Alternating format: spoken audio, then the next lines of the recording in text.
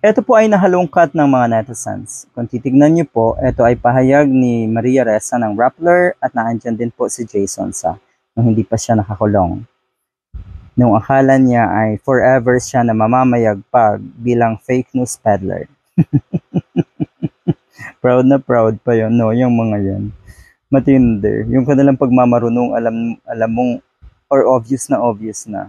Bistadong bistado na ng mga totoong nag-iisip ng tama. Mga kababayan natin na talaga nag-iisip ng tama at tuwid. Pero sige pa rin sila. Bakit? Dahil sa pwesto, mga umaasa pa rin itong mga to. Marami pa rin ngayon nagkalat na pulahan na gano'n ang sistema. Pulahan na nasa social media. Nakakala nila sila talaga yung pinakamagaling. Nagmamarunong. Marami dyan eh. Mga attorney, mga law student, at kung sino-sino pa na walang binatbat sa kanilang mga karera, hindi nakalaban ng, or hindi kayang makipagsabayan, kaya fake, o kaya social media na lang ang kanilang pinagtuunan ng pansin. Dahil akala siguro nila totoo nga yung 31 million at yung mga diehard.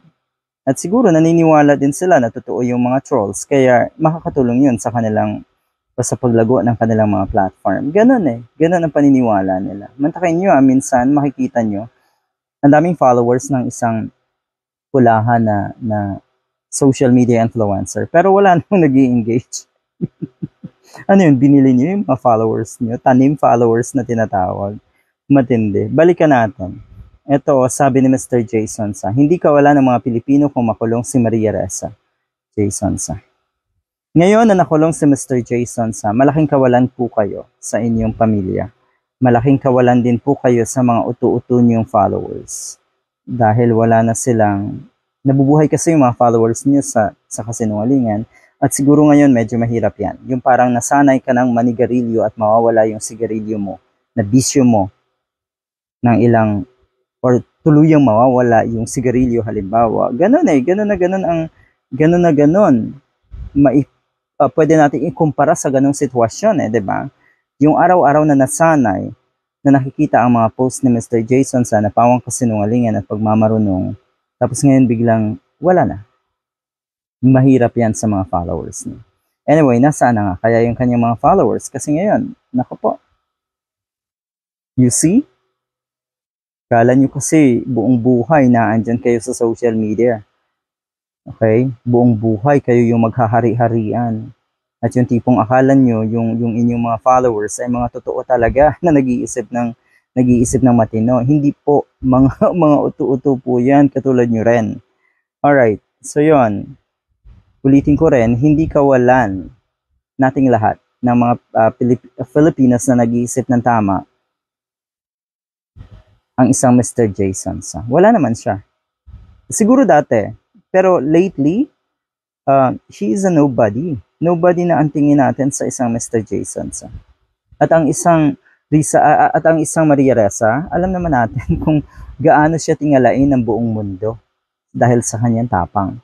Kaya galit na galit itong mga politiko dito sa atin katulad ni Duterte at ngayon nga etong nasa Malacanang, pati na rin syempre yung mga pulahan at diehard na personalities, karamihan dyan lalaki, sina Katunying, Jason Sa, galit na galit kay Maria Ressa dahil hindi nila kaya ang ginagawa ng isang Maria Ressa.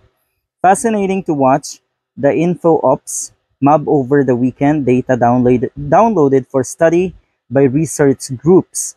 If I go to jail, sabi ni Maria Ressa, unjustly, Filipino citizens lose far more than I do.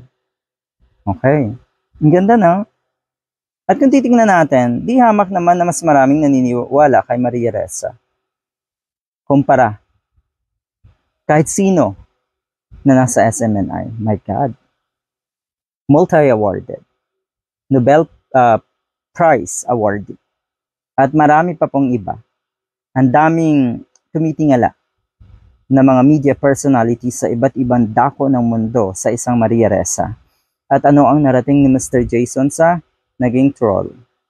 Naging fake news peddler. Alright, so eto yon. You are a convicted criminal, sabi ni Mr. Jason Sa noon kay Maria Ressa. Convicted daw. Pero ongoing yung mga kaso niya noon at hindi pa talaga siya convicted. You see, 'Di ba na na nawala or yung kanyang isang kaso ni Maria Ressa ay 'di ba inabsuelto na siya ng korte. So meron pang isa at sigurado na malulusutan niya ni Maria Ressa dahil nakikita natin na nasa panig talaga ng katotohanan at naandun yung kanyang tapang para labanan yung gustong magpabagsak sa kanya kay Maria Ressa. Alright, walang pake ang mga Pinoy kung mabulok ka man sa bilangguan. Yung ang lakas ng loob, no, bilangguan. Pero siguro noong binitawan ito ni Mr. Jason sa kasi kamakailan lang to, meron ang ginagawang kabulastugan, kalokohan at panluloko sa ating mga kababayan at sa Mr. Jason sa. Alam na niya siguro sa sarili niya, 'di ba, na pwede siyang makulong. Pero ang lakas pa rin ng loob, mabulok ka man sa bilangguan, sabi kay Maria Ressa. Okay. Bakit niyo naman po inunahan si Maria Ressa? Bakit ura-urada naman kayong nauna pa kayo eh? So anong mangyayari po sa inyo, Mr. Jason sa kulungan? Naku po, hindi natin iniisip na may mangyaring masama sa inyo. Mas maigi pa rin na kahit papano, ma-realize mo na dapat kang or marami kang dapat pagsisihan sa mga nagawa mo. Alright, hindi daw kawalan ng mga Pilipino na mabilanggo ang katulad mo na isang napatunayan ng korte na isang kriminal. Okay, lakas ng loob banggitin yung salitang kriminal. Alright, good luck.